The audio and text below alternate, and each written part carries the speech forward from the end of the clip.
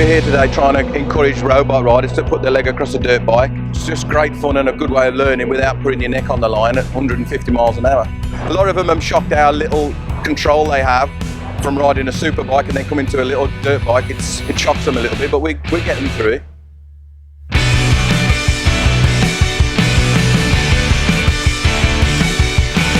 Oh, it's been superb. They've looked after you, they've given you all the kit, they've made you feel welcome, they haven't treated you like idiots. It's been a great experience, well worth doing. I'll do it again.